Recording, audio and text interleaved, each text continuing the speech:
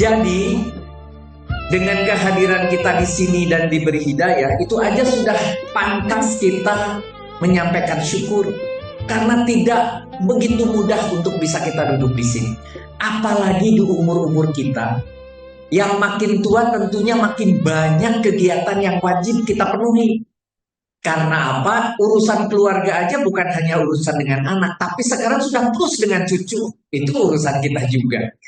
Ditambah lagi kegiatan lain yang memang harus kita penuhi. Tetapi alhamdulillah Allah telah mengirimkan hidayah kepada kita dan kita bisa berdiri dan duduk di sini dengan nyaman. Yang kedua adalah diberi sehat. Melangkahkan kaki aja adalah sebuah atau sesuatu yang pantas disyukuri. Sekali aja dikasih pegel, sekali aja dikasih naik kita punya asam urat, belum tentu kita bisa datang ke rumah. Kalau Allah ingin menyulitkan kita, akan dengan mudah Allah memberikannya. Tapi kalau Allah ingin memudahkan kepada kita, dengan mudah pula Allah memberikannya. Oleh karena itu pada kesempatan pagi ini, judulnya Peran Kauniyah dalam surat Al-Mulk. Sebetulnya yang akan dibahas itu bukan surat Al-Mulknya. Al-Mulknya itu hanya salah satu contoh yang akan saya kupas. Bagaimana kita mengupas sebuah ayat Al-Quran dalam hari ini satu surat Al-Mulk. Tetapi yang paling penting bagi kita, tema kita sebetulnya bagaimana kita menjadi manfaat saat kita menjadi manusia. Sering kita membaca hadis khairun nas anfa'uhum linnas. Ditulis di dalam hadisnya tentunya tanpa harokat. Tetapi karena kita sudah belajar bagaimana cara mentarkib, maka pasti karena tidak dimulai dengan fi'il, tidak dimulai dengan kata kerja, berarti dia ismiyah. Kalau ismiyah, maka harus ada mubtada dan khobar. Kalau mubtada, maka dia harus rofa. Rofa berarti khairun nas, begitu. Pasti pakai rofa. Jadi khairun nas pakai rofa.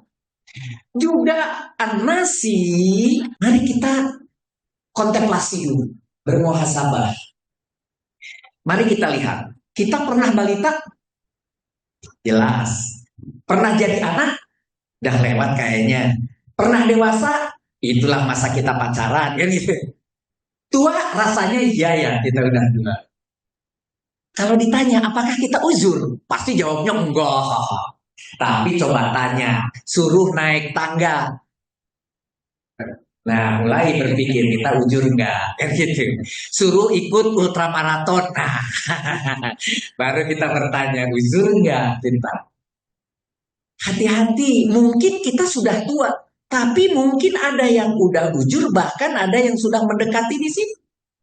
Kalau umur suka tidak suka akan bergerak ke kanan. Pertanyaannya, kalau dari sisi pendidikan, kita pernah SD, SMP, sarjana lah minimal yang kita miliki saat ini. Ya.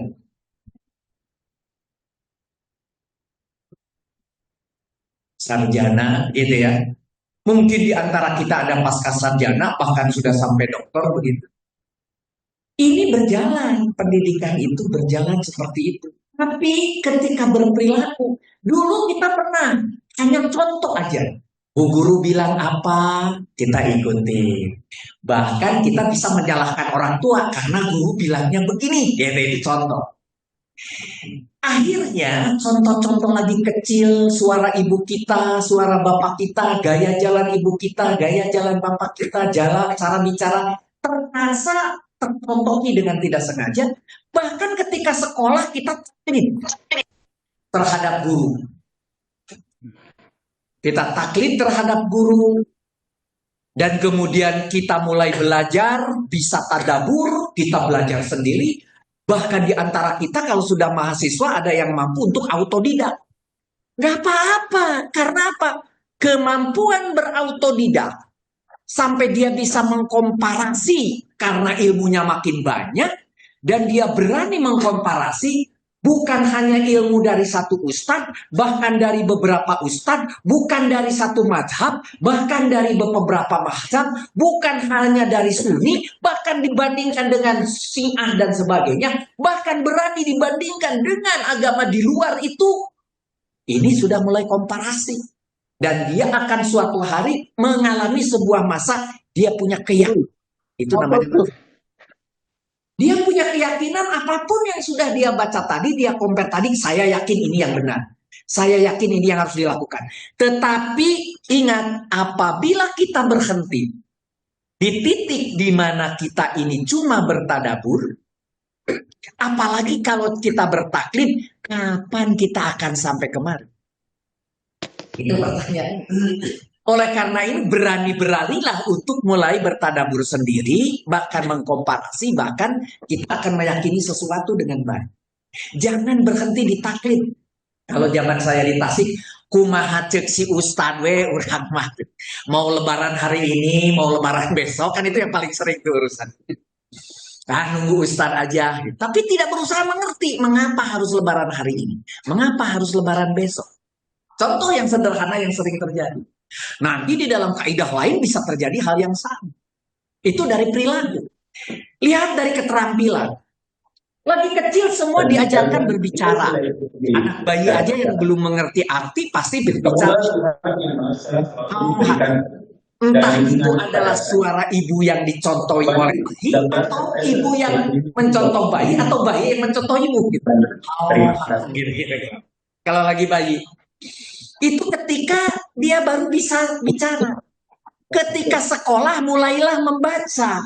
Walaupun tidak mengerti apa yang dibaca, tapi sudah bisa. Lihat koran yang ukurannya gede, lama-lama mengecil, lama-lama udah makin hebat membacanya. Mungkin tidak mengerti maknanya yang dalam dari kata-kata apalagi kalimat. Tapi mulai SMP, SMA mungkin mengerti. Bahkan ketika kuliah mulai paham. Bahkan kemudian bisa mencari manfaat. Nah, baru kembali ke judul tadi. Kalau demikian, ingin kita mencapai manfaat, tentunya berusaha paham dulu dong. Berusaha mengerti dulu dong. Mampu membaca dong. Kalau bicara sudah diberikan. Pertanyaannya sekarang balik ke urusan kita dalam beragama. Tadi kita berbicara tentang bagaimana kita membaca Al-Quran. Baca Al-Quran kita sudah bisa membaca belum? Alhamdulillah. Ada yang one day one juz, ada yang one week one juz, ada yang one month one juz. Nah, terserah. Bahkan ketika bulan Ramadan, satu bulan bisa beberapa kali hatam. Sampai di sini hebat kita. Pertanyaan berikutnya, ngerti itu apa yang dibaca di Al-Quran itu kita mengerti. Padahal tujuan daripada adanya Al-Quran itu Allah ingin berbicara kepada kita. Semua pembicaraan Allah itu dikumpulkan, namanya wahyu.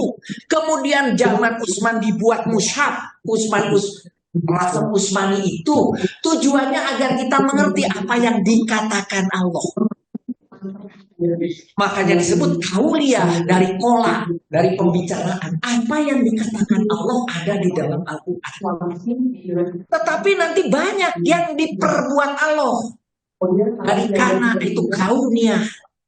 Yang diperbuat Allah apa? Semua yang ada di alam semesta, termasuk di tubuh kita, termasuk di mekanisme pagi, siang, sore, alam semesta bergerak dan sebagainya. Termasuk kemarin misalnya ada namanya bulan purnama dan kemudian diikuti dengan gerhana bulan, itu semua namanya kauniyah. Dan jumlah kauniyah lebih banyak daripada kauliyah. Tidak mungkin dituliskan kauniyah itu. Dan tidak mungkin cuma setebal Al-Quran kalau dituliskan. Tubuh manusia saja kalau dituliskan ilmunya, ilmu kedokteran. Kedokteran memang satu, tidak. Dokter badan, dokter mata, dokter hidung, dokter dibagi seluruh tubuh dengan keahliannya masing-masing. Dokter telinga, ibu-ibu mungkin lebih senang dokter kulit, begitu. Dokter kuku, begitu. Bayangkan, satu kuku saja sudah punya dokternya sendiri. Jadi betapa rumitnya ilmu itu. Nanti di dalam bagian dokter internis, di dalam lagi ahli jantung, di dalam lagi ahli darah. Bayangkan. Jadi betapa rumitnya itu yang disebut dengan kaunia. Maka Allah tidak menuliskan kaunia yang detil. Tetapi seluruh koneksi dengan kauliah ada di dalam Al-Quran. Nah, balik lagi ke kita. Agar kita harus mengerti, agar mengerti harus baca. Mungkin kita di sini. Kali ini saya hanya beranjak ke kanan satu tingkat. Bagaimana mengerti dan sedikit agar kita paham bagaimana kita cara membaca Al-Quran. Al-Quran itu di setiap surat memiliki beberapa ayat. Apakah namanya Al-Baqarah? Itu artinya adalah sapi. Isinya tentang sapi, tentang jualan sapi, tentang susu sapi, tentang memotong sapi. Bukan. Banyak hal disampaikan di situ. Apakah Anisa itu wanita, isinya tentang wanita saja? Bukan. Sekarang yang akan kita bicarakan pagi ini Al-Mulk, saya ambil contoh. Kerajaan, apakah itu berbicara tentang bagaimana kita jadi raja? Tidak. Nah, mari kita lihat. Ternyata satu surat itu pasti ada beberapa inti kalimat. Bahasa, di seluruh bahasa akan begitu. Di dalam setiap surat ada beberapa ayat yang menjadi inti. Dan setiap inti akan dilengkapi dengan keterangan-keterangan. Keterangannya bisa contoh masa lalu, cerita zaman Nabi A, Nabi B, Nabi C, dan sebagainya. Masa datang yang belum kita ketahui, neraka, surga, alam barzah, dan sebagainya. Ada analogi, ada kiasan, ada perumpamaan, dan sebagainya. Itu klasifikasinya nanti disebut keterangan. Di sini adalah keterangan terhadap sebuah inti. Oleh karena itu kalau kita punya beberapa ayat, tentunya inti dari satu surat tidak terlalu banyak. Mari kita lihat, kita kaji sekarang Al-Mulk. Al-Mulk ini adalah juz ke-29. Termasuk klasifikasinya surat Makkiyah. Jadi surat Makkiyah itu surat yang turun ketika Rasul belum hijrah. Hampir semua juz, semua ayat di dalam juz 29 ini klasifikasinya adalah dan juz 28 itu lebih banyak. Nama suratnya zaman dahulu dikenal kan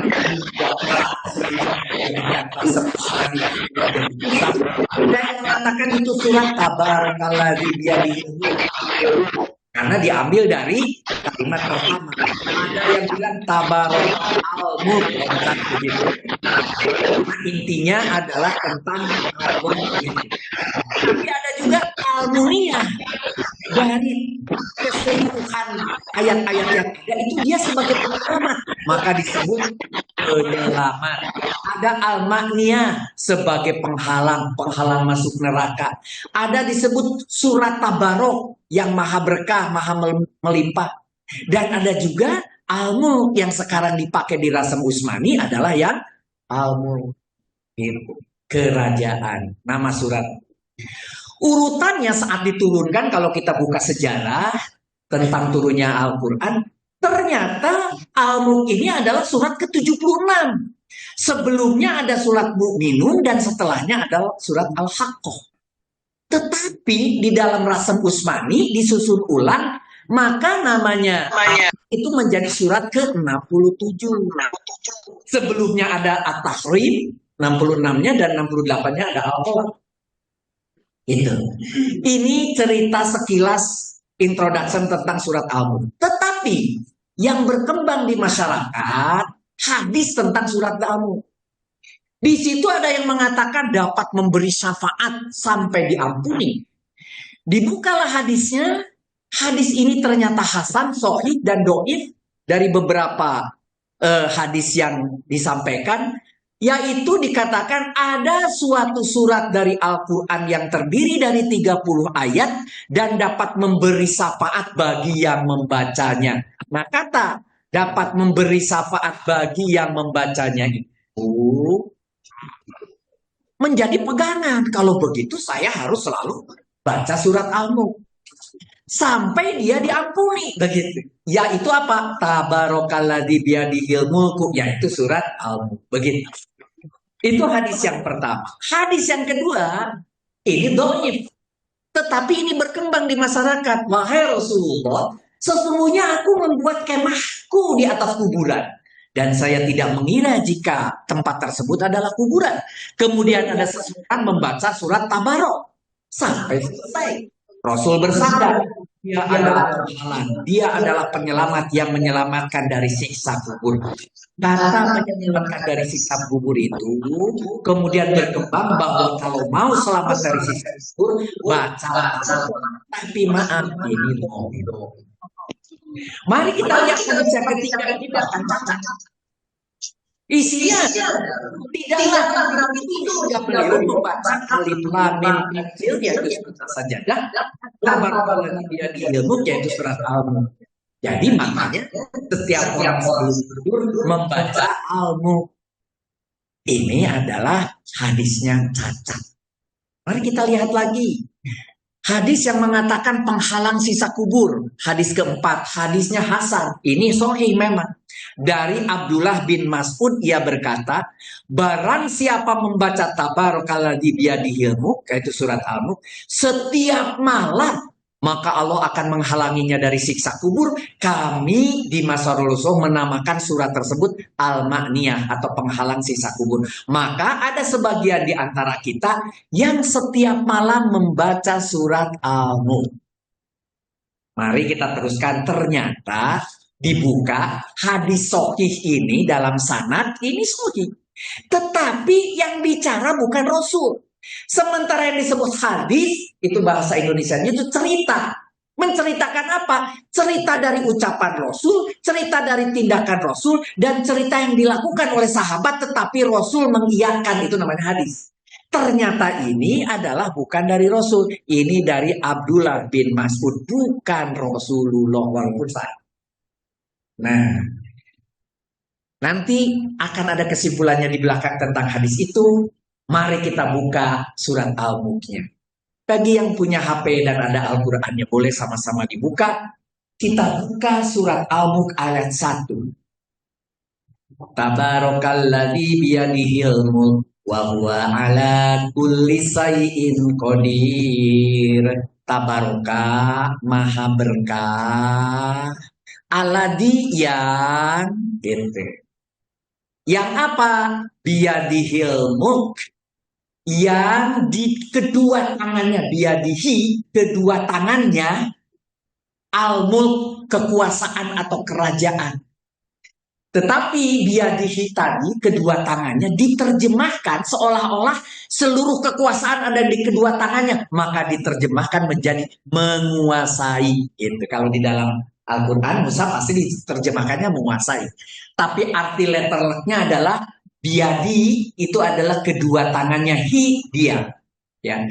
Alladzi biyadihil mulk, di mana di kedua tangannya itu penuh dengan kekuasaan atau kerajaan.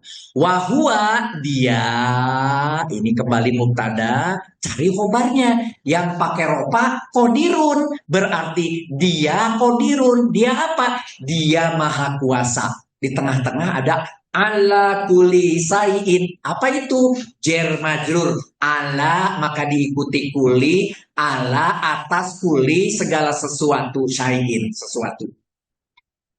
Jadi atas segala sesuatunya hanya keterangan. Jadi cara membacanya walaupun dibaca di Al-Qur'annya huwa ala kulli sayin qadir, diterjemahkannya huwa ke qadirun. Dia menguasai, dia maha kuasa atas segala sesuatu karena ala kulinya hanya keterangan. Gitu. Ini contoh Al-Mulk ayat 1 yang mau menyatakan maha berkah, zat yang menguasai segala kerajaan dan dia maha kuasa atas segala sesuatu, dan inilah yang dipakai sebagai judul daripada surat ini. Tapi loncat dulu ke 29, mohon maaf. Kul, katakanlah, huwa rohmanu amana bihi, katakanlah Katakanlah itu yang berkata itu Allah. Kepada siapa yang diajak bicara? Siapa yang diajak bicara? Nabi Muhammad. Maka walaupun tidak ada tulisannya di dalam Al-Quran, di dalam terjemahan ada tertulis. Katakanlah, hei Muhammad, begitu. Huwa rohmanu. Nah, huwa rohmanu amanabihi. Dialah yang zat yang maha pengasih, yang rohman. Amanah. Kami beriman, naknya itu kami beriman bihi kepadanya. Katakanlah, hai Muhammad, dialah zat yaitu Allah yang maha pengasih dan kami beriman kepadanya. Wa alaihi tawakalna, hanya kepadanya alaihi tawakalna, kami bertawakal. Naknya itu adalah kami. Gitu. Fasanya itu kelak, kemudian atau akan, tak lamuna. Tak lamuna itu adalah kamu atau kalian tak lamuna akan mengetahui, begitu. Manuhua fi dolal itu adalah kesesatan, dolalimubin, kesesatan yang nyata. Jadi ini mau menerangkan di 29 ini tentang Allah kembali diterangkan yang maha pengasih. Dan kemudian harus dikatakan oleh Muhammad, dan Muhammad itu harus beriman kepada Allah. Dan hanya kepada Allah juga bertawakal. Dan kemudian kamu akan tahu one day siapa yang berada dalam kesesatan yang nyata. Jadi ingin menyatakan suatu hari nanti kalian akan tahu siapa yang sesat. Ini Al-Mulk 29 yang digabung dengan Al-Mulk 30. Di sini dikatakan pula, dikatakanlah. Nah, di sini ya, apakah kalian perhatikan, ini harusnya ada alif. Antum, kurang alif ini. Ro'aitum, sudah ada. Oh, ketutup ini, maaf. Kul aro'aitum, apakah kalian, ro'a itu melihat sebetulnya. Apakah kalian, itu kalian, ro'a melihat. Apakah kalian melihat, tapi kalian melihat dari ro'a kemudian dikasih ditekan menjadi perhatikan, melihat yang terus menerus. Apakah kalian perhatikan in asbaha ma'ukum, jika menjadi asbaha ma'unya itu adalah air kalian, goiron, surut ke dalam tanah, turun maksudnya gitu. Air kalian levelnya turun. Jika menjadi sumber air kalian surut ke dalam tanah, faman ya'tikum bima imain, siapa yang akan mendatangkan kepada kalian air yang mengalir. Maksudnya bukan pertanyaan ini, adalah mau menyatakan hanya kami yang akan mendatangkan kembali air itu. Ini sebagai contoh bahwa Allah itu maha kuasa. Kembali lagi ke nomor 1. Jadi ayat 1, ayat 29, ayat 30 itu judulnya, klasifikasinya termasuk keterangan-keterangan yang umum. Yang kedua, kita cek di dalam Al-Mulk, adakah kauniannya? Kita buka Al-Mulk ayat 2. Yaitu yang menciptakan kematian, kholaqal mauta, dimulai dari mauta, wal hayata, dan kehidupan, liyabluwakum, untuk menguji kalian. Jadi Allah lah alladzi itu yang masih berhubungan dengan Al-Mulk nomor 1, lagi menceritakan Allah yang menciptakan mati dan hidup untuk menguji kalian. Jadi asalnya kita benda mati, asalnya kita dari makanan, kemudian jadi nutfah, kemudian jadi hidup. Nanti kita akan dimatikan dan kemudian dihidupkan kembali, karena kita akan mengalami 4 fasa. Mati, hidup lagi. Akan mengalami 4 fasa. Kita di fasa kedua nih, hidup. Makanya dimulai dari kematian, yaitu yang menciptakan mati dan hidup untuk menguji kamu, yaitu sekarang kalian. Ayukum, siapa di antara kalian ahsanu, yang lebih baik amalannya. Nah, menguji itu wahwal azizul ghafur, dia maha perkasa lagi maha pengampun. Ini hanya keterangan tambahan secara umum. Jadi di sini mau menyatakan Allah yang menciptakan mati maupun hidup. Poin pertama, ilmu kedua. Ini saya ingin memberi contoh, tolong perhatikan. Nikmati ciptaan Allah seperti ini. Apa yang ada di dalamnya? Komponennya berapa banyak? Diameternya segede apa? Mekanismenya seperti apa? Kalau mau dibuat programmingnya masing-masing segede apa? Jumlahnya berapa banyak? Dan dia berjalan sendiri tanpa disuruh. Jantungnya, perkembangan kulitnya, perkembangan tulangnya, perkembangan ototnya, semua berjalan mengikuti program Allah, di mana telunjuk kita saat lahir itu kecil, makin besar itu memanjang, sudah makin tua tidak tambah panjang telunjuk kita. Hidung kita asalnya kecil, kemudian makin kita besar meninggi, sesudah tua tidak memanjang hidung kita. Itu semua ada mekanisme dan aturan. Ketika kita membaca ini, ketika kita menerima ini, saudara pasti sudah menerima. Selewat aja. Tapi coba ulangi lagi. Setiap mekanisme antar tulang dengan ikatan yang sempurna kalau terganggu, berapa harganya satu lutut? 400 juta. Satu lutut, dua lutut berapa?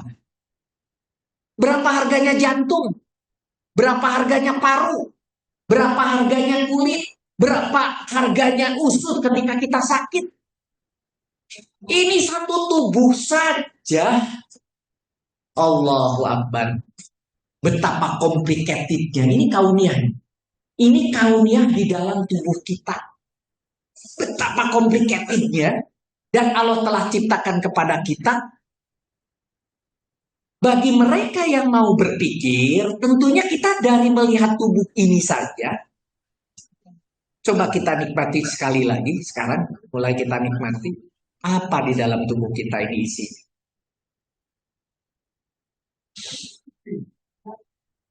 Allahu Akbar. Bagaimana Allah bisa menciptakan. Manusia hanya bisa berterima kasih dengan diciptakan semuanya dengan begitu sempurna. Setiap komponennya tidak ada yang menyalahi dari program yang telah Allah ciptakan. Diatur besar kecilnya, diatur posisinya, diatur mekanismenya, diatur emergency call-nya. Ada.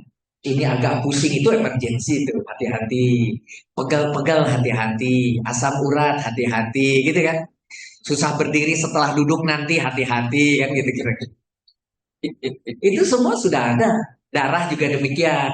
Ada yang kekentalannya tinggi, harus diencerkan, tiap hari makan obat. Ada yang tekanannya tinggi, tiap hari harus makan obat. Ada yang lututnya sudah berbunyi kerekak-kerekak, harus disuntik kan gitu. Ya, bayangkan.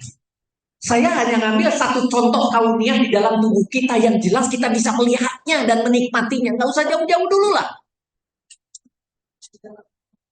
Dari sini saja tadi Allah mengatakan di dalam Al-Mulk ayat kedua, akulah yang menciptakan mati dan hidup kalian. Masih belum percaya kita?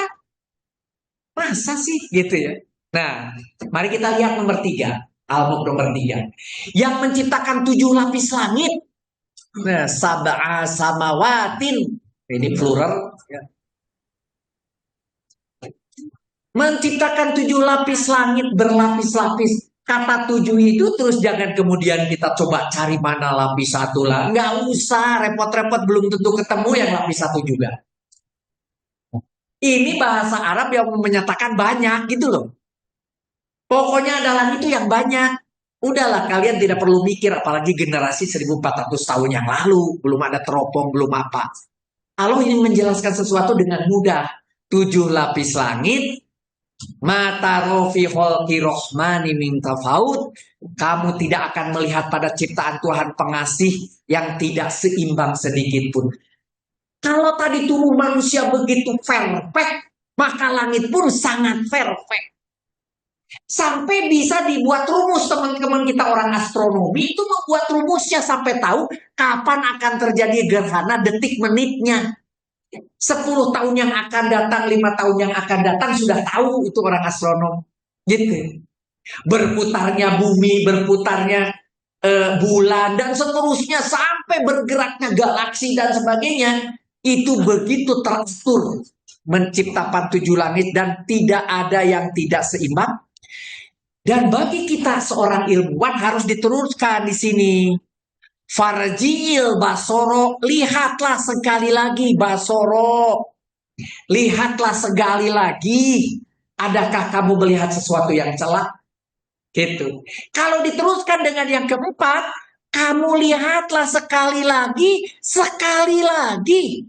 Artinya perintah lakukan research. Jadi para dosen nih yang sekarang melakukan riset, insya Allah saya melakukan riset sesuai perintah Al-Mulk 3 dan 4, maka akan menjadi pahala. Bukan tujuannya mencari gaji untuk anak dan istri yang juga mendapat pahala, tapi jauh lebih daripada itu perintah Allah saya melakukan riset. Nah, Al-Mulk ayat 3 dan 4 menyuruh kita melakukan riset. Lihat sekali lagi, lihat sekali lagi, lihat sekali lagi.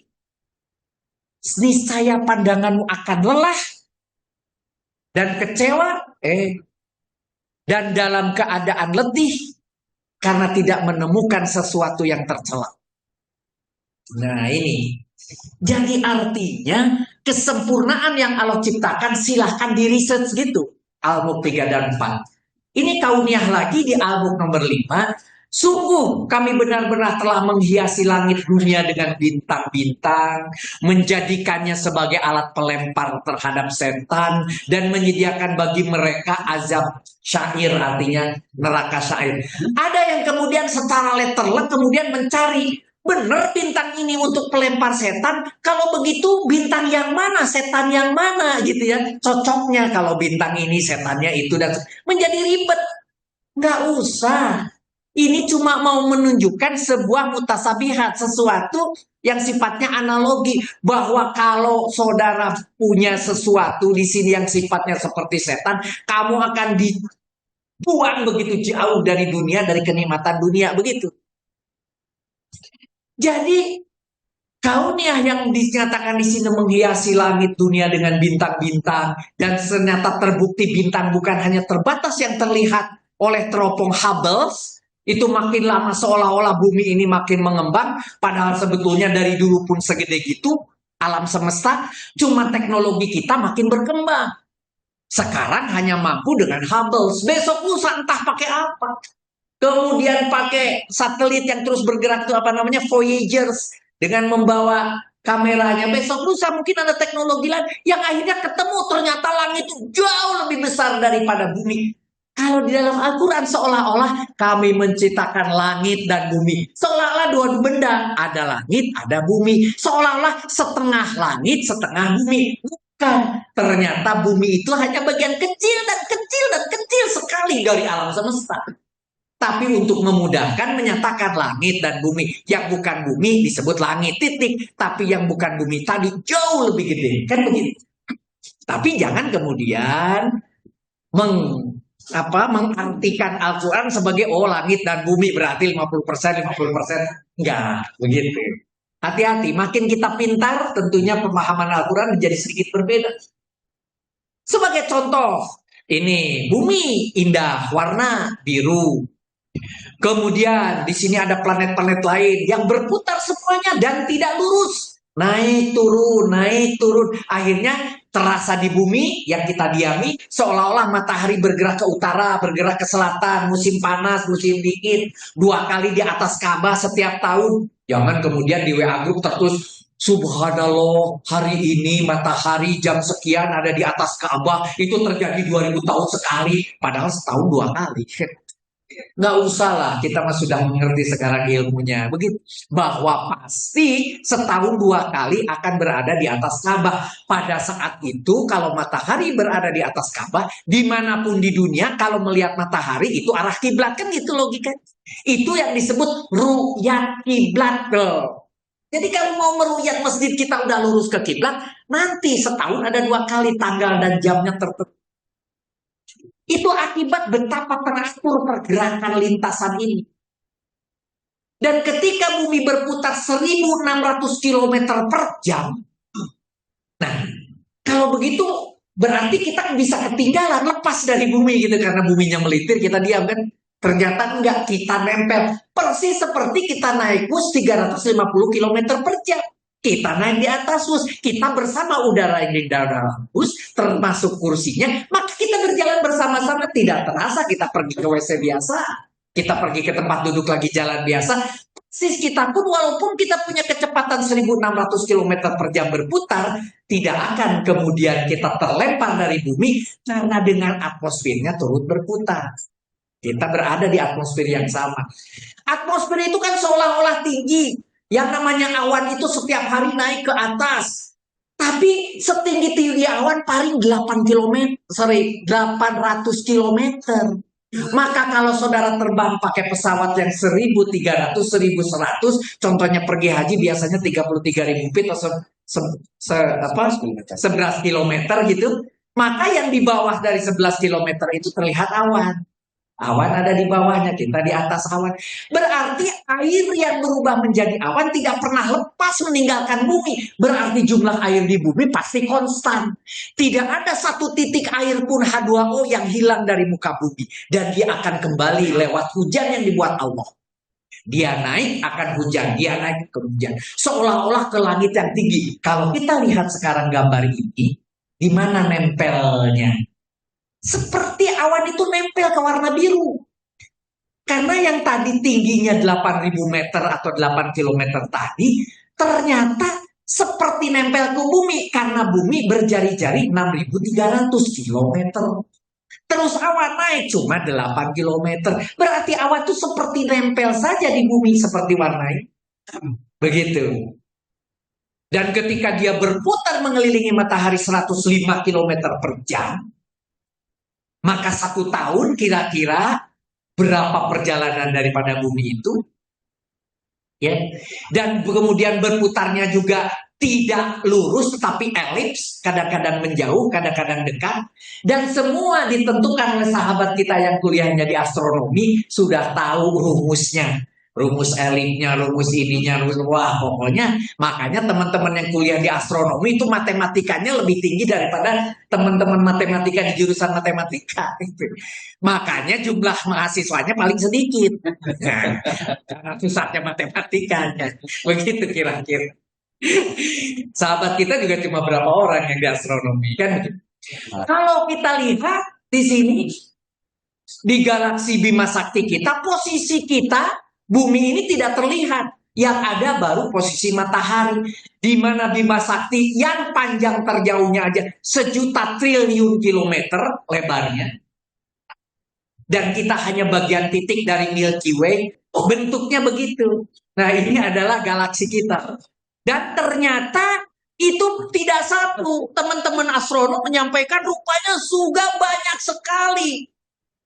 Berarti luasan daripada alam semesta ini sudah tadi titik bumi aja tidak kelihatan, apalagi kita penumpangnya. Ditambah ternyata galaksi begitu banyak. Pertanyaannya, di mana kita kelihatan gak di galaksi yang begitu luas di alam semesta, di universe ini?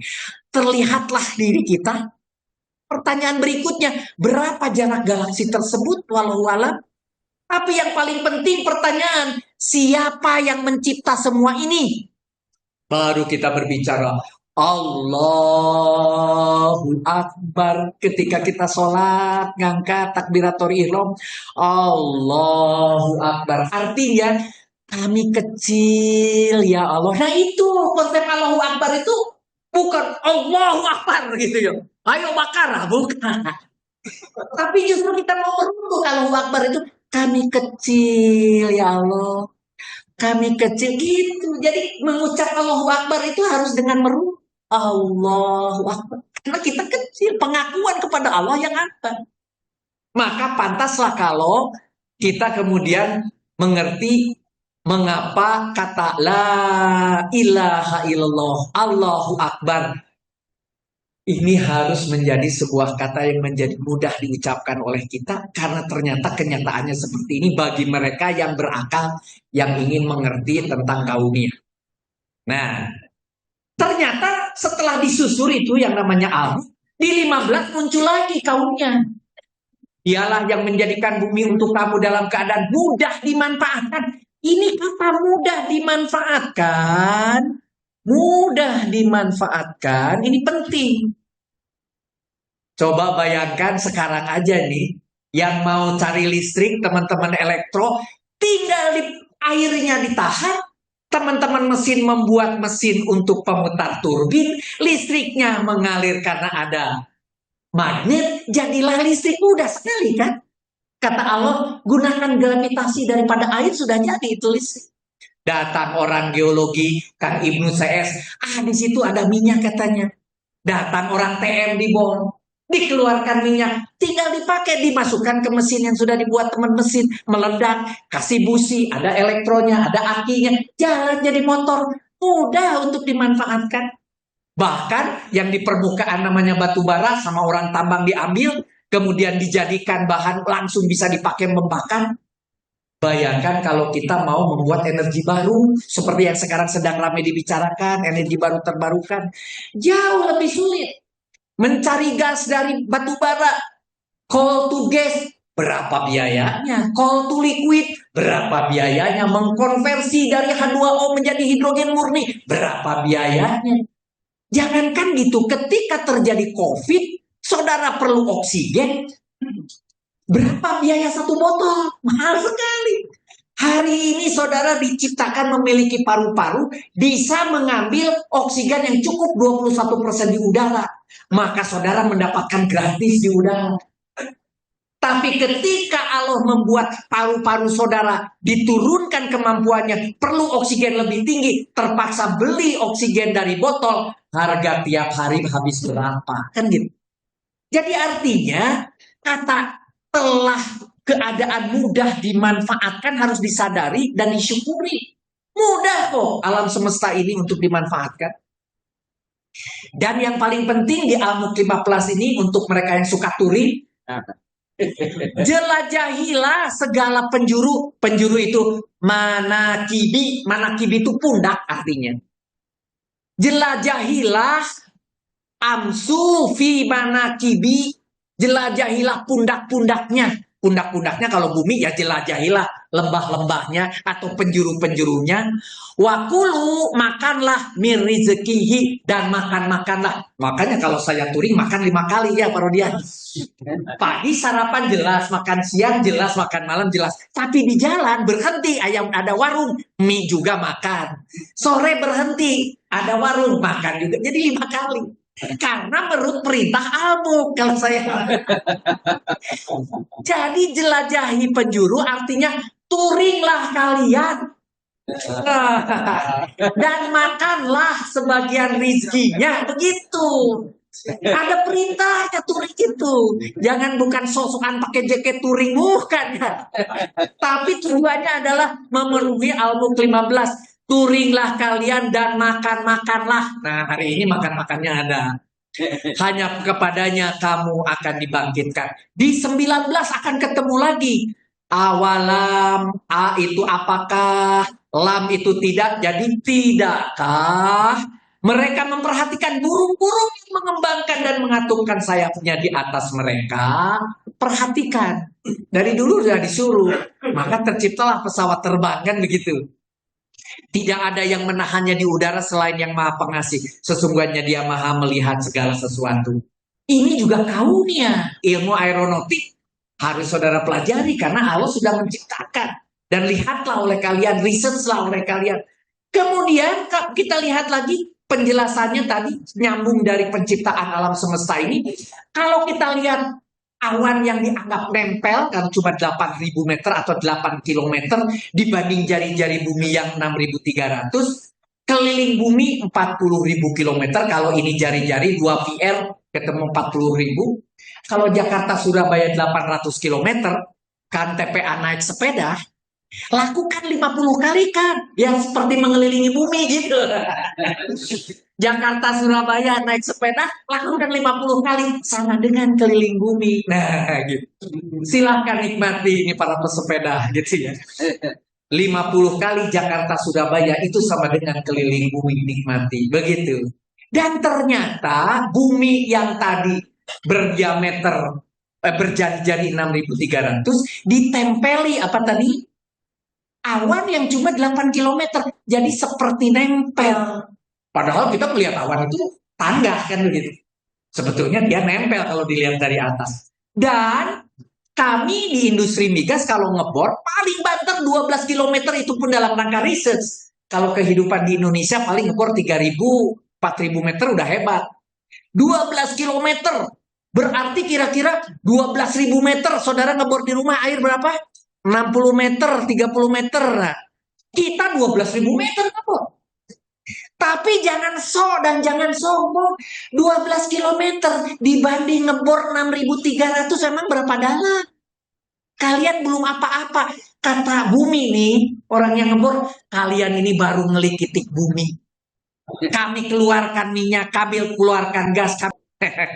Itu semua hanya baru dikelikitik. Dengan 12 kilometer tadi dari 6.300. Belum apa-apa. Bumi ini belum diperkosa. Belum kemudian dihancurkan. Kalian ini terlalu kecil untuk menghancurkan bumi. Kalian ini terlalu kecil untuk memiskinkan bumi. Kalian itu terlalu kecil mau mengatakan menguasai bumi. Kalau sudah bisa ngebor segitu aja bilangnya kami menguasai. Wah, begini. Bila perlu lebih hebatnya lagi, kami menemukan cara nembus bumi paling dalam misalnya 12.000 meter. Apa kata bumi kalian itu belum apa-apa. Jangan sombong. Jangan sombong lah. Terlalu kuat untuk dihancurkan. Terlalu kaya untuk dimiskinkan bumi. Nah, apalagi Allah menciptakan. Menyimpan hidrokarbon di dalam bumi. Yang diperoleh dari kehidupan lain sebelumnya. Dan kemudian dimanfaatkan manusia. Untuk listrik, untuk engine. Kemudian ada juga makanan. Yang bervariasi. Yang tinggal mudah kita menanam satu jadinya 700. Bayangkan kalau pohon kurma nanam satu biji jadinya kurmanya berapa banyak. Pohon kelapa satu biji jadi kelapanya berapa banyak. Pohon mangga satu pohon jumlahnya berapa berkali-kali pula. Bagaimana kita bisa miskin? Gak mungkin. Biji-bijian, semua jenis biji-bijian dimakan oleh manusia. Padahal kalau hewan namanya monyet pisang-pisangan, buah-buahan, jarang dia makan biji-bijian. Burung-burung makan biji-bijian, begitu ya. Harimau makan daging-dagingan. Datang manusia, semua dimakan oleh manusia. Gitu. Ya, semua tapi sudah disediakan Allah. Sudah disediakan. Termasuk disediakan juga emas, perak, titanium. Dan sebagainya. Ada uranium menghasilkan energi yang tinggi bisa sampai jadi bom atom. Sekarang ada lagi thorium yang lebih kecil kemampuan yang sebentar lagi akan jadi PLTP atau pembangkit listrik tenaga thorium yang jumlahnya lebih kecil dan bisa diterapkan di setiap kabupaten. Itu semua sudah Allah ciptakan. Dan lebih hebat lagi ibu-ibu nih yang paling suka dengan namanya diamond. Tersebar di mana-mana diamond itu. Tinggal tanya aja ke Kang Ibnu di mana katanya. Di Garut Selatan atau di Sukabumi Selatan, emas juga di Tasik Selatan, semua yang selatan itu dapatnya adalah benda-benda seperti ini. Ditambah ada panas, ada gunung Bukit Barisan, ada gunung Sibayak, ada Papandayan, semuanya ada di selatan. Sehingga muncullah panas bumi berjajar di selatan semua. Tapi jangan coba-coba cari minyak di selatan. Kalau cari minyak ke utara. Utara Sumatera dari Lok Semawe sampai ke selatan Sumatera, sampai ke Jawa Utara, sampai ke Madura, sampai utara Bali. Itu adalah untuk minyak dan gas. Kata Allah, kami adil. Ada yang kebagian emas, perak, batu, geotermal, ada yang kebagian minyak, dan sebagainya begitu. Jadi bukan tidak adil, tetapi penempatannya tertentu. Ini semua adalah karunia. Bagian dari yang diterangkan tadi, begitu mudah Allah memudahkan untuk kita. Ternyata di dalam Al-Quran kauniyah masih ada di 23 dan 24 dikatakan dialah zat yang menciptakan dan menjadikan bagimu pendengaran, penglihatan dan hati nurani, tetapi kalian sedikit yang bersyukur. Seperti take it for granted bahwa saya bisa mendengar, ya sudah seharusnya titik gitu. Tapi ketika pendengaran kita dikurangi, baru kerasa betapa mahal pendengaran itu. Ketika penglihatan kita dulu tidak pakai kacamata, sekarang kalau saya tidak pakai kacamata, rampa-rempe melihat sesuatu, kalau tidak pakai kacamata, begitu harus pakai kacamata baru kelihatan kan gitu. Jadi yang paling berat ini hati nurani ini. Hati nurani itu Allah berikan pada kita, tapi kita harus asah. Hati nurani itu harus kita asah. Bagaimana kita bisa berempati pada orang lain itu harus diasah. Gitu. Hati nurani ini penting untuk diasah. Gitu. Katakanlah, dialah yang menjadikan kamu berkembang biak di muka bumi. Nah, emangnya berkembang biak usaha kita? Saudara berusaha memang di kamar, tetapi yang menjadikan dia punya keturunan atau tidak itu hanya Allah. Ada beribu-ribu kali dia melakukan di kamar, tapi tidak pernah punya anak. Ada. Kalau Allah tidak menghendaki. Jadi jangan berpikir itu adalah usaha kita. Jangan. Nah, ada juga yang tidak terasa bahwa itu usaha kita, baru ketahuan kalau sudah dites DNA gitu. Itu lain kalau itu lain kalau yang itu. Jadi artinya hati-hati bahwa Allah yang menjadikan, ini kata menjadikan, ya, yang menjadikan kamu berkembang biak di muka bumi ini itu hanya Allah. Dan sampai di situ kauniyahnya. Mengapa kauniyah ada di dalam Al-Mulk? Ternyata dia akan menerangkan neraka. Kenapa neraka mau diterangkan? Karena neraka itu belum ada. Tidak bisa dilihat dengan mata, tidak bisa dipelajari dengan ilmu, bahkan dijelaskan di dalam Al-Quran yang sangat sederhana. Neraka itu terbuat dari api, yang apinya terbuat dari batu dan manusia. Itu hanya kias. Susahlah menerangkan neraka mah, pokoknya masiun. Minumnya aja dari tembaga yang cair. Buahnya aja buah jakun. Dan seterusnya yang susah, yang sulit-sulit dan sebagainya disebut neraka gitu.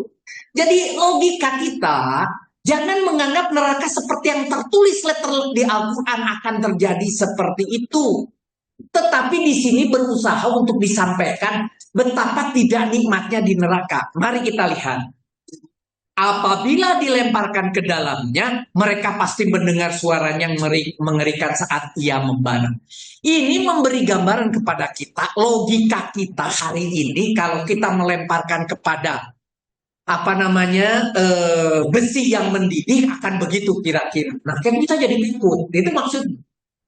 Neraka itu hampir meledak karena marah setiap kali ada sekumpulan orang kafir yang dilempar ke dalamnya. Penjaga-penjaganya bertanya kepada mereka, tidak pernahkah seorang pemberi peringatan datang kepadamu di dunia? Nah, jadi ini bertanya kepada orang kafir yang akan masuk ke dalam neraka itu, apakah tidak ada? Pasti jawabannya ada, cuma kami tidak mendengar. Kan begitu. Jadi ini mau menunjukkan betapa sesuatu itu yang kita sebut neraka itu menakutkan. Diteruskan di ayat 9 dan 10-nya, mereka menjawab pernah tadi yang ditanya itu. Pernah, memang ada orang yang menjelaskan kepada kami.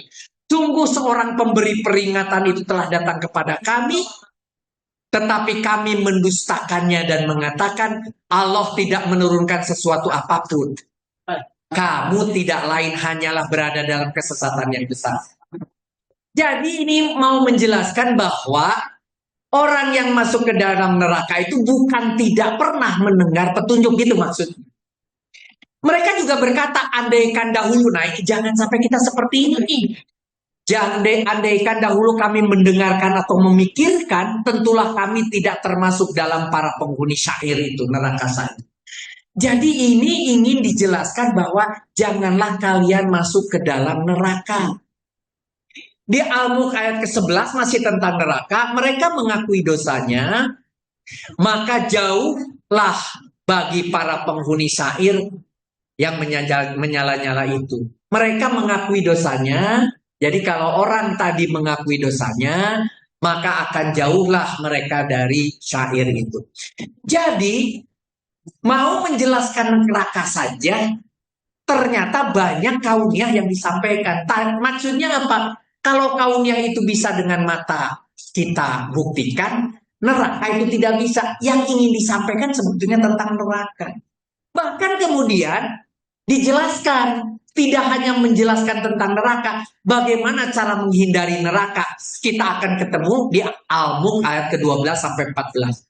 Sungguh orang-orang yang takut kepada Tuhannya dengan tanpa melihatnya akan memperoleh ampunan dan pahala yang besar. Kita ini tidak melihat Allah, tapi kita yang takut kepada Allah, maka berarti kita ini akan memperoleh ampunan dan pahala yang besar dari Allah. Gitu. Rahasiakanlah perkatamu, gitu di sini. Wa asiru, sirkan. Rahasiakanlah kaulakum di antara kalian, atau dari zaharkan ajharu dari zahar, jaharkanlah atau nyatakanlah oleh kalian bihi dengannya.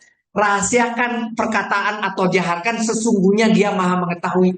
Jadi artinya mau yang terucap ataupun tidak, mau yang terlihat ataupun tidak, Allah akan mengetahui segala isi hati kita. Itu konsep cara memahami kalimat ini. Apakah pantas zat yang menciptakan itu tidak mengetahui? Maksudnya apakah Allah tidak akan mengetahui padahal Allah itu maha halus dan maha mengetahui? Jadi artinya jangan kita merasa aman karena kita tidak mengucapkan padahal hati sudah berniat buruk. Hati-hati. Jadi bahasa Ustadz tuh bilang, luruskan niat kita. Kenapa luruskan niat kita? Karena Allah sudah tahu dari niat. Allah itu lebih dekat dari urat leher. Jadi niat kita itu harus sudah lurus, baru nanti perlakuan dan perbuatan. Kalau niat kita sudah tidak lurus, maka walaupun di luarnya bagus, senyum tapi nusuk, gitu ya. Gitu ya. Jadi jangan heran kalau kita mendapatkan ujian di dunia dengan kayak seperti itu, kita ditusuk, kita jatuh, kita tenang aja. Allah sudah mengetahui semua itu dan itu bagian dari ujian kepada kita. Tinggal kita jangan lepas iman kita dalam kondisi apapun ujiannya. Mau kita diuji apapun, asal selama iman kita tidak lepas, bersyukur kita. Di dunia itu cuma begitu kok ujian. Jangan pula kita merasa cemburu kepada orang lain. Oh, orang lain mah kayaknya senang. Enggak. Setiap kepala, setiap rumah tangga, setiap keluarga sudah disiapkan tangisnya masing-masing. Sudah disiapkan. Tidak ada yang terbebas dari itu. Jangan pikir orang yang kaya raya kemudian dalam hatinya tidak menangis. Jangan kita pikir orang yang hebat, yang kita pikir jabatannya tinggi, dianggap dia lebih senang dan bahagia. Belum tentu. Tenang saja kalau ada masalah kepada diri kita, ada ujian kepada diri kita, hadapi. Dan jangan mengeluh. Nikmati saja, itu datang dari Allah. Kalau itu kita lulus, maka kita tadi menjadi orang yang mendapat ampunan dan pahala besar. Ketika kita dapat sakit, nah, emang hanya kita yang rugi dapat sakit? Tidak, ada orang lain juga. Dan dipikirkan orang yang sehat itu lebih beruntung? Belum tentu. Allah mensakitkan kita sehingga kita jauh dari maksiat. Menghindari kita untuk berjalan. Menghindari kita untuk pergi. Menghindari kita untuk melakukan kemaksiatan lainnya. Allah semuanya itu hanya ujian kepada kita, tinggal bagaimana menyikapinya. Jangan ributkan tipe ujiannya. Ada yang diuji ini, diuji sakit, diuji fitnah, diuji macam-macam. Tenang. Karena apa? Yang akan diukur oleh Allah bagaimana menyikapi ujian itu. Gitu. Nah, di situ poinnya. Untuk menghindari neraka itu, gitu ya. Dia harus tahu bahwa sesungguhnya Allah Maha mengetahui segala sesuatu. Luruskan niat kita. Kemudian, apakah kita bisa masuk neraka? Ada ancamannya. Di Al-Mulk nomor 16 dan 17. Sudah merasa amankah? Apakah amintum kalian merasa aman? Man fisamai, dari zat yang ada di samai, yang ada di langit. An yahsifa bikumul arda, yaitu dibenamkannya bumi bersama kamu. Faida, maka ida, ketika hiya tamur, ketika tiba-tiba ia tergoncang. Jadi jangan merasa aman kalau Allah menghendaki digoyang-goyang. Tapi jangan berlebih-lebihan. Tiba-tiba teman-temannya Kang Ibnu menyatakan, kita punya sesar Lembang di belakangnya rumah Kang Farid. Maka dengan sesar Lembang kita akan mengalami ini dan itu. Siapkan koper di rumah masing-masing, kan begitu. Sekarang ribut, semua orang menyiapkan P3K, menyiapkan celana, satu koper, dan sebagainya. Tidak perlu terlalu seperti itu. Yang harus disiapkan, buat rumah kalau digetarkan tidak runtuh. Seperti orang Jepang tahu akan ada gempa, maka buat rumah yang tahan gempa gitu. Akan ada tsunami, buat di pantai rumah yang tahan tsunami. Atau bagaimana cara kalau ada tsunami dia ngangkat tuh ya, turun lagi, kaki dia pakai pegangan yang bisa bergerak begitu. Ketika kena pelapung dia naik, gitu. Tsunami turun dia turun lagi, begitu kan? Ciptakan, kita kan manusia yang bisa berpikir. Jangan kemudian berpikir takut suami, takut tsunami. Bukan takut tsunami, bagaimana kita menghandle tsunami, bagaimana kita menghandle gempa, bagaimana kita menghandle sesar Lembang misalnya. Bukan kemudian jadi, ada orang-orang yang kemudian nggak bisa tidur loh mendengar cerita YouTube-nya sesar Lembang. Wah, saya takut sampai konsultasi ke saya. Pak Rudi, gimana ya rumah saya sesar Lembang dekat? Saya bilang tenang aja. Dulu kejadiannya namanya Toba itu berapa juta tahun yang lalu. Meletus segede gitu jadinya Danau Toba. Apakah orang yang hidup di sekitar Danau Toba harus khawatir? Ya pikir aja sekian juta tahun yang akan datang. Apakah kalian masih hidup sejuta tahun yang akan datang? Belum. Tentu kita masih hidup. Jadi nggak usah terlalu dipikirkan. Emang terus sesar Lembang akan terjadi besok dan lusa? Belum tentu kita masih hidup, masih menikmati sesar Lembang. Belum tentu. Nggak usah dipikirkan. Tapi ketika Allah menghendaki sebuah ujian kepada kita, bisa nanti, bisa sore, tidak perlu berupa sesar Lembang. Tiba-tiba punya uang di akun saya 10 juta. Allah kemudian memberi izin motor saya hilang. Hilang tuh 10 juta dipakai beli motor baru. Saya punya 100 juta kan lebih aman. Tidak, ternyata mobil kita ada yang ambil. Hilang tuh 100 juta. Oh, saya punya 400 juta. Oh, ternyata lutut kiri kanan kita yang kena, masuk rumah sakit harus ganti lutut 400 juta. Emangnya ada yang bisa selamat dari Allah? Tidak kalau Allah menghendaki. Tapi juga Allah akan menyelamatkan. Tenang. Kalau begitu hati kita tuh tenang. Tenang. Atau sudah merasa amankah dari zat yang di langit tadi, dikirimkannya badai batunya kepadamu, kamu akan mengetahui bagaimana peringatanku. Jadi artinya hanya contoh masa lalu, bahwa bisa saja Allah menerbangkan batu dari gunung berapi, kemudian di tempat kita namanya hujan batu.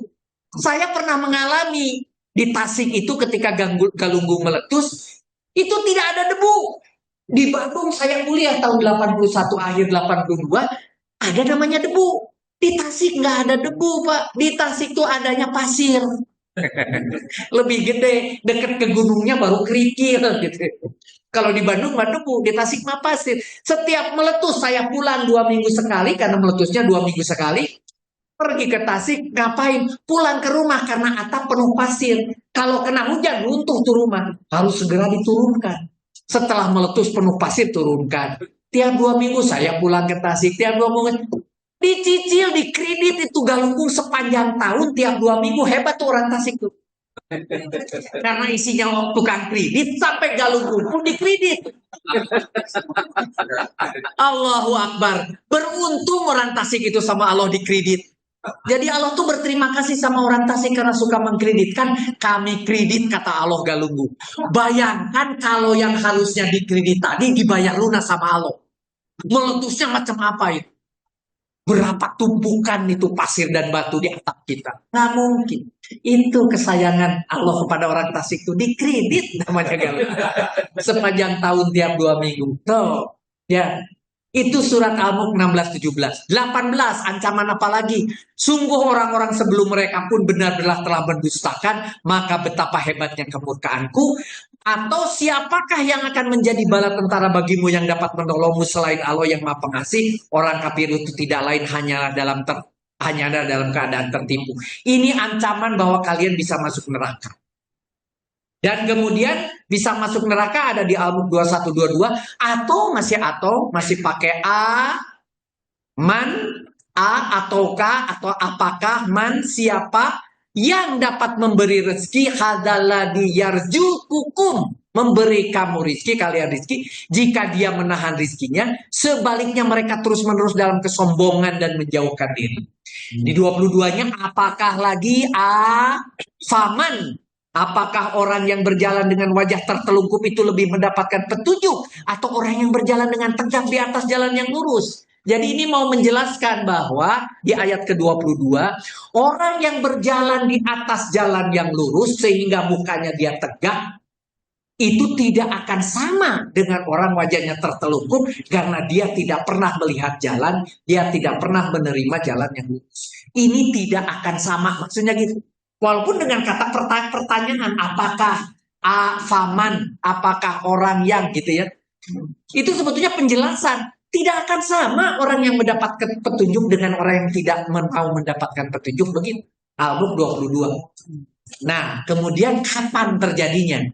Waktu ancaman tiba akan di Al-Mulk 25-26 dikatakan wa yakuluna, mereka berkata, karena ini adalah jamak pakai una, mereka berkata, mata kapan hadal wa'du, janji ini, kemudian ini adalah musar ilehnya, ini menjadi janji ini, bacanya harus dibalik. Ya, bukan ini janji. Kapankah janji ini in kuntum sodikin, jika kalian orang-orang yang sodik, yang benar. Nah, jadi mereka berkata nih, yang tadi yang kafirin ini, emang kapan sih itu bisa terjadi? Gitu. Kemudian Allah berkata, katakanlah hai Muhammad, kul innama, sesungguhnya ilmu indallah, di sisi Allah. Ini dzaraf madrub ya. Sesungguhnya ilmu hanyalah ada pada Allah, di sisi Allah gitu. Wa innama ana nadhirun mubin, aku hanyalah seorang pemberi peringatan yang jelas. Jadi katakan hai Muhammad, kamu itu hanya pemberi peringatan, tetapi sesungguhnya kejadian-kejadian alam semesta ini hanya Allah yang tahu, termasuk hari kiamat, termasuk bencana tadi. Nah, di dalam Al-Mulk itu dikatakan lagi di 27-28, ketika mereka melihat azab sudah dekat, wajah orang-orang kafir itu menjadi muram. Dikatakan kepada mereka, ini adalah sesuatu yang dahulu kamu selalu mengaku. Jadi yang dulu dia merasa bahwa tidak percaya gitu, maka dia muram. Jadi maksudnya ini mau mengatakan begini, kalau di antara saudara-saudara ada yang tidak percaya akhirat, boleh. Saya percaya akhirat. Nanti kalau saya mati dan ternyata akhirat ada, saudara akan menyesal karena tidak percaya. Kalau saya tidak menyesal karena saya percaya akhirat, saya menyiapkan bekal untuk akhirat. Jadi kalau begitu mau pilih tidak percaya akhirat atau percaya? Kan lebih baik percaya, kita jadi bersiap. Tapi kalau tidak percaya dan kemudian nanti ternyata tidak ada akhirat, dia nol. Oh ya, betul kan tidak ada akhirat, kata dia yang tidak percaya. Tapi saya yang percaya akhirat, ternyata tidak ada akhirat, tidak apa-apa juga, tidak ada ruginya. Jadi hati-hati dalam memilih di dunia ini, mau percaya atau tidak ada akhirat, maka logika kita harus dipakai. Kalau kita tidak percaya akhirat dan memang tidak ada, nggak ada apa-apa. Tapi kalau ternyata ada, jadi masalah. Waduh, salah saya kan gitu. Tapi kalau di dunia kita percaya akhirat dan kita mempersiapkan diri untuk akhirat dan ternyata tidak ada akhirat, tidak ada apa-apa. Tapi ternyata ada akhirat, alhamdulillah, ternyata kami sudah siap. Jadi tidak ada ruginya kita percaya akhirat. Ini perkataan ini tuh arahnya ke sini. Katakanlah, hei Muhammad, tahukah kamu jika Allah membinasakan aku dan orang-orang yang bersamaku, artinya kepada Muhammad, aku itu Muhammad dan bersamaku, atau memberi rahmat kepadaku, lalu siapa yang dapat melindungi orang-orang kafir dari azab yang pedih? Gitu. Jadi artinya kalau Allah berkehendak, maka tidak ada orang yang bisa menyelamatkan termasuk Rasul kecuali Allah sendiri. Nah, selesai sudah 30 ayat kita bahas. Mari kita lihat. Ternyata, nih mulai kita sebagai orang yang pernah kuliah berpikir kembalikan ke gambar ini. Ternyata surat Al-Mulk itu yang menjelaskan kauniyah ada di surat di ayat nomor 2, 3, dan 4 yang dilengkapi dengan 5, 15, 19, 23, dan 24 keterangannya. Kemudian neraka ada di mana? Ada di 6. Dibantu dijelaskan di 7, 8, 9, 10, 11. Kemudian menghindari neraka ada di 12. Dijelaskan di 13 dan 14. Kemudian ancamannya ada di mana? Ada di 16 dan 17. Keterangannya ada di 18, 20, 21, 22. Waktunya terjadi di 25 dan 26 dan keterangannya ada di 27, 28. Yang tersisa apa? Satu ayat nomor 1 yang bercerita kerajaan dan ayat 29 dan 30 yang bercerita tentang tawakal dan Allah. Ini adalah keterangan umum. Jadi untuk apa ada kauniyah? Untuk apa ada neraka? Menghindari neraka, ancaman neraka, waktunya dijelaskan. Konstruksi ini di dalam Al-Mulk ini seperti apa? Nah, mari kita lihat. Saya ulangi. Neraka ada di 6, 7, 8, 9, 10, 11. Allah sebetulnya ingin menjelaskan nomor 1 ini, neraka. Maunya Allah tuh menjelaskan ini kok. Cuma tahu ini adalah masa depan yang tidak mungkin bisa saudara bayangkan sebagai manusia. Diberi contoh bahwa di neraka ada di setrika punggung, ada dipotong lidah. Itu semua tuh hanya gambaran-gambaran yang sulit untuk diterjemahkan oleh otak manusia. Ini cerita negara. Malah kemudian dikasih tahu cara menghindarinya di ayat 12, 13, 14. Kemudian dikasih tahu ancaman nerakanya itu seperti apa di 16, 17, 18. Dan kemudian di 20, 21, dan 22. Kemudian waktunya tiba kapan? Ada di 25, 26, 27, 8. Kalau Al-Quran hanya menjelaskan ini, neraka dengan cara menghindarinya, bagaimana ancamannya, bagaimana waktunya tiba, tidak akan pernah nyampe tahu. Maka sama Allah diberi yang namanya kauniyah. Jadi Allah menjelaskan kauniyah 2, 3, 4 isinya tentang kematian. Tahu kan mati? Tahu. Tak kehidupan? Tahu kan hidup? Tahu. Tahu kan langit? Tahu. Tahu kan bintang? Tahu. Dijelaskan. Kalau kalian tahu itu, kalau kalian bisa memahami itu, pahami tentang neraka, pahami tentang menghindari neraka. Itu bahasa. Kemudian muncul nomor 15. Suruh Turing tadi mudah memanfaatkan menjelajahi itu 15 gitu. Dan ternyata oh iya ya perlu dijelajahi, perlu Turing, perlu makan-makan. Untuk apa? Menjelaskan tentang kalau saudara mengerti itu ancaman neraka ngerti dong. Dan kemudian burung dengan aerodinamiknya dan sebagainya dijelaskan ngerti kan? Oh iya ngerti bahwa kan saya membuat pesawat kata Kang Farid gitu. Berarti saudara harus mengerti juga ancaman neraka. Kemudian dia katakan pendengaran, penglihatan, hati, dan berkembang biaknya manusia dijelaskan. Ngerti kan? Ngerti. Maka waktu ancaman tiba pun harusnya saudara percaya. Kalau percaya kepada, kalau percaya pada kauniyah yang warna biru, maka saudara mestinya percaya pada yang warna merah. Walaupun saudara tidak bisa melihatnya dan membuktikannya. Buktikan dengan warna biru, dengan ilmu pengetahuan dan otak saudara. Dan kalau saudara sudah percaya dan mudah untuk dimengerti, percayalah pada yang merah. Itu maksudnya. Jadi fungsi kauniyah di dalam Al-Quran sebetulnya untuk menjelaskan. Anda percaya nggak ini? Percaya. Ada langit, percaya nggak? Percaya. Ada hujan, percaya nggak? Percaya. Ada buah-buahan, percaya? Percaya. Maka saudara percaya adanya neraka. Saudara harus percaya adanya surga. Saudara percaya ada akhir-akhir. Itu maka caranya diselap-selapkan di sini. Diselapkan.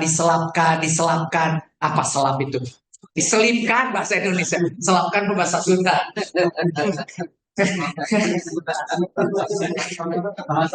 Bahasa Tasik gitu ya, mohon maaf. Diselipkan untuk diulang. Tuh, lihat, percayakan, maka percayalah yang kanan. Kalau percaya yang kanan, maka percaya yang kiri. Kalau percaya yang biru, percayalah yang merah. Kalau sudah dijelaskan yang biru kamu ngerti, maka yang merah harusnya mengerti. Gitu. Nah, terus untuk apa tadi Al-Mulk di ayat 1 dan ayat 29 dan 30? Di sini disimpan, diikat keterangan umum tentang kerajaan, tentang Allah, tentang tawakal, dan tentang Allah itu di cover. Jadi Al-Mulk itu begitu ya konstruksinya. Nah, itu bedanya saudara ilmuwan waktu membaca Al-Mulk. Bukan cerita tentang hadisnya yang diributkan. Oh, hadis ini sahih, dohim. Oh, ini bisa membuat kita tidak celaka di alam kubur. Oh, ini membuat kita selamat di akhirat. Oh, bukan itu. Tapi coba ngerti apa yang ingin disampaikan Allah itu yang warna merah. Tapi saudara harus dimulai dari yang warna biru yang mengerti. Dan saudara diminta untuk mengetahui bahwa Allah itu menguasai segala sesuatu di ayat 1. Dan kita harus bertawakal di ayat 29. Dan Allah menjelaskan lagi di ayat ke-30 tentang tawakalnya. Jadi mulai dari 1 sampai 30 ternyata konstruksi Al-Mulk itu seperti itu. Sehingga kesimpulannya surat Al-Mulk itu menyampaikan neraka maksudnya. Walaupun judulnya Al-Mulk, isinya tentang neraka untuk diimani. Mengimani surat Al-Mulk adalah isinya neraka. Seperti mudahnya mengerti kauniyah. Itu maksudnya. Mengerti adanya neraka ini seperti mudahnya mengerti kauniyah. Nanti ini bagian daripada kekuasaan Allah sebagai judul di Al-Mulk. Agar kita bertawakal, ada ditutup di 29 dan 30. Nah, jadi balik lagi pertanyaannya ke halaman pertama. Hadis tentang Al-Mulk ini yang tadi bilang Hasan, Sahih dan Doib tentang. Nah, ini ternyata benar. Ada 30 ayat dan dapat memberi syafaat bagi yang membaca. Saya katakan, memberi syafaat bagi yang membaca. Syafaat itu diartikan oleh orang awam, nanti kita terjungkal ke neraka diangkat oleh Quran. Nah, gitu. Diangkat oleh Rasul, dapat syafaat dari Rasul. Nah, bukan. Syafaat itu ketika kamu membaca dalam arti ini, balik lagi tadi, bukan hanya membaca, tetapi harus mengerti dan memahami isi Al-Quran, maka kita akan mendapat syafaat. Syafaat itu bukan nanti di akhirat itu hasilnya, tapi ketika di dunia kita menjadi punya arah. Sirotol mustaqim itu bukan jembatan dibagi 7, rambut dibagi 7 kita berjalan, sehingga nanti yang lulus adalah orang-orang yang suka bermain akrobat karena latihan terus. Bukan, tapi orang yang ketika di bumi ini tahan terhadap Sirotol mustaqim itu. Nah, oleh karena itu, bagi yang membacanya itu akan mendapat syafaat. Ini clear, benar. Dan tadi sudah dibuktikan ternyata dalamnya kalau kita mengerti, kita menjadi lurus hati kita. Oh iya benar, kita harus tawakal. Oh iya benar, karena ternyata kauniyah juga benar, berarti neraka juga benar. Begitu. Bagaimana dengan hadis kedua yang katanya doib? Ternyata memang doib, tidak mungkin bahwa isinya itu adalah sebagai penghalang penyelamat dari siksa kubur dengan cara membaca saja. Tetapi harus tadi mengerti sampai kita bisa memahami. Bagaimana dengan hasil kita yang cacat tadi, bahwa setiap tidur itu kalau dibaca kemudian menyelamatkan diri? Tentunya ini juga tidak. Jadi bukan ini memang yang harus kita nikmati. Bagaimana dengan hadis Hasan? Walaupun sahih, tapi bukan dari Rasulullah. Ini pun mengada-ada bahwa barang siapa membaca ini setiap malam, Ya, bahwa kalau saudara mampu membaca setiap mati boleh, boleh. Tapi jangan atas dasar ini kemudian kita menganggap saya ingin selamat dari siksa kubur, tetapi tanpa mengerti isi daripada ilmu ini. Ini sebagai contoh aja ilmu. Besok lusa saudara belajar sendiri, baca sendiri Al-Quran, setiap ayat harus begitu cara. Balik lagi ke halaman pertamanya, khairunas anfa'uhum linnas. Sebaik-baik manusia itu adalah yang bermanfaat. Ternyata waktu kita tinggal sebentar lagi. Pertanyaannya apa yang kita persiapkan? Kalau ditanya besok saya mati, coba hitung apa yang bisa saudara menganggap saudara akan masuk surga. Berapa banyak berat ke kiri maksiat kita, berapa banyak kita punya kebaikan. Timbang-timbanglah sendiri. Menghisap itu bukan menunggu hari hisap. Hari ini real time Allah sudah bisa menghisap. Allah tidak perlu menunggu masa nanti dihitung pakai kalkulator, ada jurnalnya, ada videonya. Tidak. Setiap saat real time.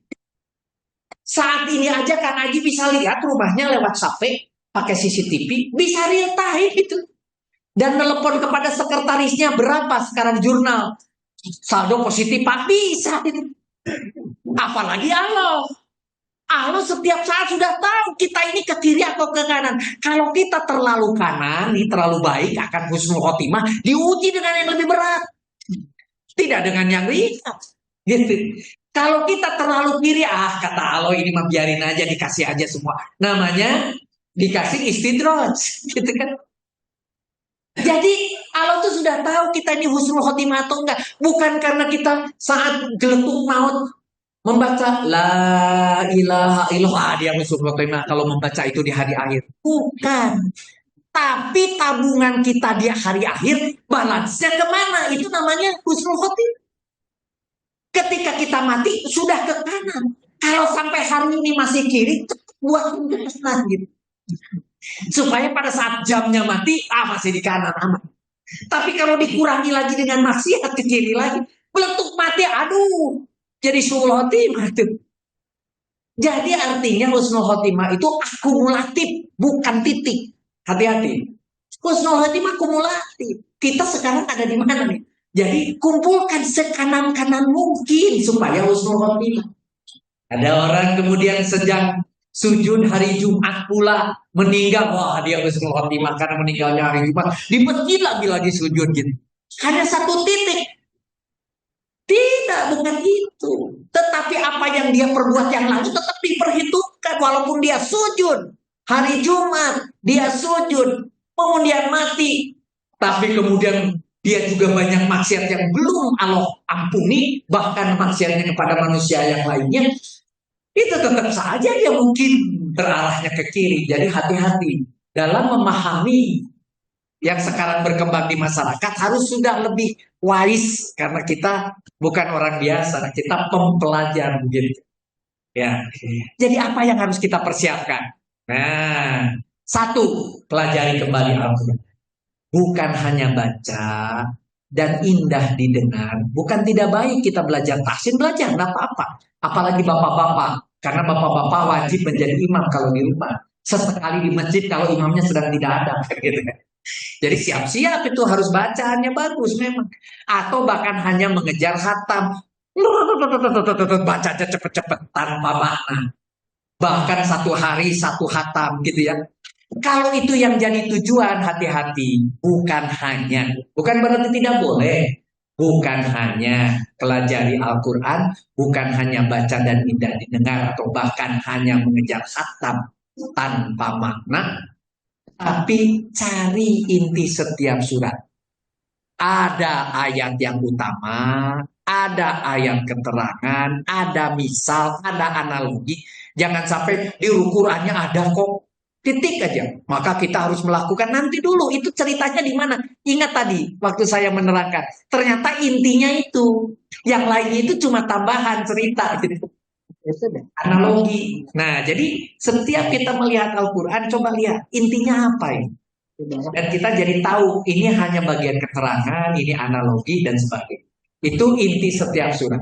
Mulai dari Anas dulu, paling belakang dulu. Kalau kita mau dari yang pendek dulu. Dari 114 dulu, ayat ke 140 gitu ya. Dari paling pendek dulu, oh kita pelajari. Biasanya itu intinya paling sedikit gitu ya. Dari situ dulu baru nanti terakhir Al-Baqarah, jangan dibalik gitu. Kalau saudara Al-Baqarah 2 sampai 5 itu cerita tentang orang beriman, titik. Nanti 6 dan 7 cerita orang kafir. Jadi yang beriman dijelaskan cuma 4 ayat. Orang kafir dijelaskan 2 ayat. Ternyata kemudian kalau saudara lihat 8 sampai 20 itu kira-kira ada 13 ayat isinya orang munafik. Jadi betapa susah Allah menjelaskan munafik kepada manusia itu sampai perlu 13 ayat. Sementara menjelaskan orang yang beriman cukup 4 ayat. Menjelaskan tentang orang kafir cuma 2 ayat. Innalladzina kafaru sawa'un 'alaihim a'anzartahum am lam tundirhum la yu'minun.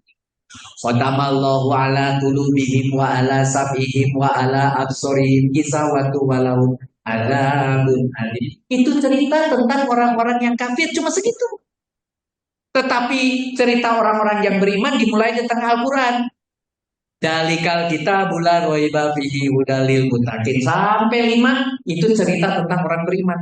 Tapi sejak kemudian 8 dan seterusnya sampai 20 itu banyak misal. Bagaikan hujan gelap gulita, dia berjalan kalau dia terang, dia berhenti kalau gelap. Bagaikan orang tidak mendengar sumun bukmun umyun fahum. Begitu menjelaskan orang munafik itu, dia akan berkata kami beriman wa idza qila lahum la tufsidu. Kalau dia bertemu dengan kita, dia mengatakan kami beriman. Kalau dia ketemu dengan setan-setan mereka mengatakan itu hanya berolok-olok gitu. Itu orang munafik. Begitu susahnya menjelaskan munafik kalau sampai perlu 13 ayat. Nah, itu nanti ceritanya di Al-Baqarah. Jadi kita belajar dari 114 dulu, dari Anas dulu. Jadi saya titip nomor 2. Pulang dari sini, buka di rumah Al-Quran yang sudah ada terjemahannya aja dulu. Kalau ada, tolong dikepruk-kepruk dulu debunya. Dibersihkan dulu debunya. Terus buka gitu ya, artinya gitu ya. Ini tolong cari kontrak-kontrak pakai tangan. Oh ini tentang apa? Gitu. Itu yang nomor 2. Yang ketiga, apa yang ingin saya titipkan? Nikmati firman Allah ini. Dengarkan dengan cara mengerti saat membaca. Kalau ini levelnya lebih tinggi, teman-teman kita di 80 sudah ada beberapa yang belajar KBI, KTI, termasuk Pak TVA dan sebagainya. Di sini termasuk Pak Rodian, Pak Fari dan sebagainya, termasuk saya ikutan, Kang Ijaz dan seterusnya. Belajar masuk sampai ke sini, mengerti walaupun betapa susahnya, tidak apa-apa. Sampai nanti dicabut nyawa kita pun belum mengerti, tidak apa-apa. Yang penting kita berusaha untuk mengerti. Gitu. Tapi, nah, jangan tidak harus, tanpa harus tergesa-gesa. Tu'manina. Jadi nanti kalau membaca Al-Quran, mungkin baru 2 ayat, 3 ayat berhenti. Saya ingin tahu maksudnya apa ini. Berhenti. Jadi 1 hari tidak mungkin bisa khatam 1 Al-Quran, tidak mungkin. Nah, jadi targetnya sudah mulai beda sekarang. Bukan lagi hatam-hataman, tetapi mencoba mengerti 1-2 ayat. Itu yang ingin saya titipkan pada saudara-saudara sekalian, sahabat-sahabat saya yang saya cintai karena Allah. Mohon maaf saya tidak mengajari karena kita sebetulnya sama-sama belajar, sama-sama 80, sama-sama start belajar. Saya belajar Al-Quran isi perkataannya juga bareng sama Kang Aji, mulainya bareng sama Kang Aji gitu. Dengan Teh Dian, dengan Teh Yanti, mulainya gitu. Alhamdulillah sekarang sudah mulai sedikit-sedikit demi sudah bisa maju, bahkan beberapa teman menganggap saya bisa membimbing, akhirnya saya diangkat jadi pembimbing oleh teman-teman tapi bukan oleh orang lain gitu ya. Nggak apa-apa, di antara kita saja. Terima kasih. Wabillahi taufiq wal hidayah. Wassalamualaikum warahmatullahi wabarakatuh. Semoga kita mendapatkan hidayah dan barokah selalu dari Allah. Mangga.